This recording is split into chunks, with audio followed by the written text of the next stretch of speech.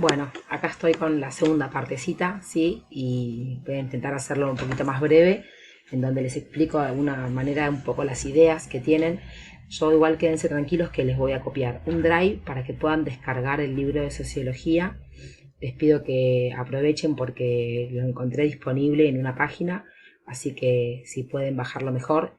No sé cómo hacer para, si no de última lo subo a mi drive para que ustedes también lo puedan ver desde ahí. Y por otro lado, bueno, la idea es que en base a lo que yo les fui explicando y demás, puedan realizar la última actividad. Lo que vamos a ver ahora es el positivismo y las ciencias sociales, ¿sí? Esta idea que tiene justamente la corriente positivista respecto de las ciencias sociales también, cuál es la mirada de Comte y de Durkheim y del otro lado, por así decirlo, la postura que tiene Marx, ¿sí? Bien, vamos a empezar entonces. Si hablamos de positivismo, recuerden que, perdón, estas son preguntas que quiero que después se hagan, me pasé para adelante, perdón. Surge a mediados del siglo XIX, ¿sí? Algunos autores consideran que es una reacción al racionalismo, que era justamente también una corriente de pensamiento de la época, basada en el uso de la razón, ¿sí? Recuerden por ahí históricamente cuando fueron viendo algunos acontecimientos, como es todo lo que es la Edad Moderna, que surge toda esta idea de la razón a través del humanismo y del Renacimiento. Bueno, el positivismo surge un poco también como reacción a esta postura.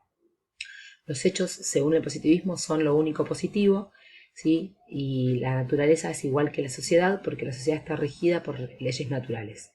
Entonces, según el positivismo, ¿sí? El orden social está dado naturalmente, es decir, de la misma manera en que estaba dado el orden de la naturaleza y del cosmos. Pero a diferencia de este último, el mundo social del siglo XIX presentaba conflictos permanentes. ¿Cómo explicaban esta aparente contradicción? Es la pregunta que nos vamos a hacer a partir de ahora. Bien, entonces la idea es tener en cuenta, ¿no? Que ustedes puedan ir pensando qué se llama filosofía negativa, qué consecuencias trae esto y qué pasa con las leyes universales, la voluntad humana, la neutralidad y la valoración de la ciencia. ¿Sí? Esas son las preguntas que estaría bueno que vayamos de alguna manera haciéndonos.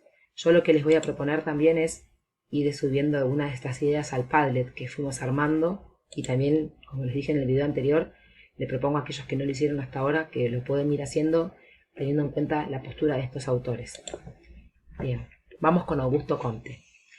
Es considerado, como les decía, también el fundador de la sociología. Según él, la sociedad es un conjunto de hechos regidos por leyes y lo social se convierte en objeto de estudio.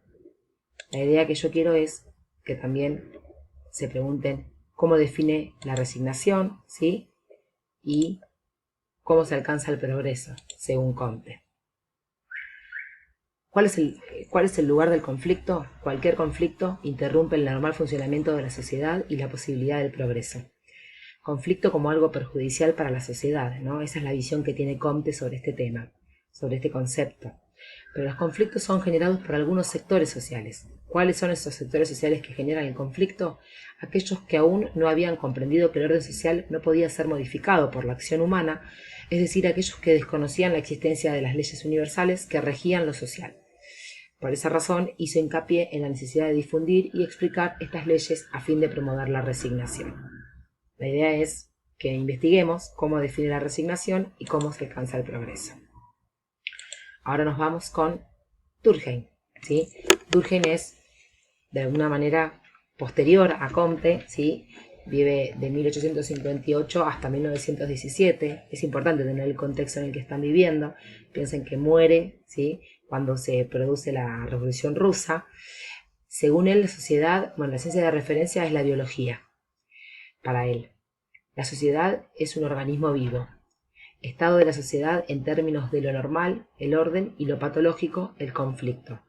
Los diferentes sectores de la sociedad son componentes elementales y cada uno de ellos cumple una función necesaria. Si alguno deja de cumplirla o intenta modificarla, altera el normal funcionamiento de la sociedad y es ahí donde se produce el conflicto. Bien. Sí, otra vez dice, imagino sus caras, porque sé que Marx lo ven en muchas materias, entonces la idea es tener en cuenta que esta mirada de Marx es una mirada, ¿sí?, desde lo social, como él considera que son las sociedades y sobre todo tener en cuenta el contexto, ¿no? Él escribe en 1818 y muere en 1880, nace, perdón, en 1818, no es que se empieza a escribir apenas nace, y muere en 1883, o sea, el pleno contexto de la Revolución Industrial. Por eso habla tanto de la lucha de clases, ¿sí? De la necesidad de la alienación de los hombres con las máquinas. Bueno, son muchos los pensamientos, muchas las ideas de Marx que siempre están flotando. Por eso es tan importante para nosotros tenerlo en cuenta, tanto en la historia, en la sociología, en la filosofía, en todas las áreas, en la economía, sin dudas. Es un precursor de muchas ideas, además de ser quien de alguna manera le dio vida, ¿sí? a la ideología comunista. El positivismo se construyó por oposición a las corrientes críticas del orden capitalista. El marxismo, por el contrario, retomó y profundizó muchos de los planteos de las teorías revolucionarias anteriores. ¿Cuáles van a ser las ideas más importantes? Según Marx, las sociedades humanas están divididas en clases. Esta división de clases depende del lugar que los individuos ocupan en el sistema de producción social. Es decir, dependía de la manera en la que cada sector se apropiaba de los recursos necesarios para su supervivencia y del excedente producido por el trabajo social. El conflicto, es decir, la lucha y el enfrentamiento en torno a quiénes y cómo se apropiaban de ese excedente, era la característica que acompañaba a todas las clases sociales, a toda la sociedad de clases. Para el positivismo, el conflicto era externo al sistema y aparecía como un producto de un malentendido o como consecuencia de la ignorancia de las leyes sociales. Esto es para ver un poco, ¿no?, la diferencia entre Marx y las corrientes positivistas, tomando en consideración que en el caso del positivismo el conflicto es externo. ¿Qué ocurre con el marxismo? ¿Qué características tiene el conflicto, según Marx? Esto produce claramente un cambio social, ¿sí? En función de lo visto anteriormente y sobre la base de haber transitado la materia de sociología, ¿qué posibilidad habrá de cambio social según esta perspectiva? Según esta perspectiva que tiene Marx, ¿sí? Bien. Y la actividad que quiero que hagan es que completen el siguiente cuadro comparativo, que es de doble entrada, con estos datos, ¿sí? Por un lado los pensadores y por otro lado los conceptos más importantes de ellos. Comte, Durkheim, Marx, ¿sí? ¿Cuál es la ciencia de referencia para cada uno de ellos? Que lo fui nombrando a medida que lo fuimos trabajando en las clases. ¿Cuál es el concepto que tienen de sociedad? ¿Cuáles son las bases de este orden social? ¿Cómo se produce el conflicto? Y cómo se generan los cambios sociales. Luego de armar este cuadro, ¿sí? El formato del cuadro quedará como modelo para futuras actividades. Yo se los voy a mandar en un formato Word por si lo quieren completar ahí. Quiero que armen un video donde expliquen el cuadro como si estuvieran dando una clase, o sea, con sus palabras. Anímense, no les dé vergüenza. La idea es que yo también les voy a subir este prezi, ¿sí? Y el prezi anterior, que vayan teniendo en cuenta las ideas que este prezi plantea. Es un prezi que armé con otra profesora que trabaja conmigo en Santa Cecilia, que da sociología allá, se llama Miriam, y algunos los armo yo, algunos los arma ella, y nos vamos compartiendo las actividades. Entonces la idea es que ustedes se animen, pueden subirlo en YouTube, me lo pueden mandar a mi mail, lo pueden subir al Classroom. Recuerden que tenemos un Classroom también, donde yo también subo las actividades, por si alguno me las quiere subir ahí.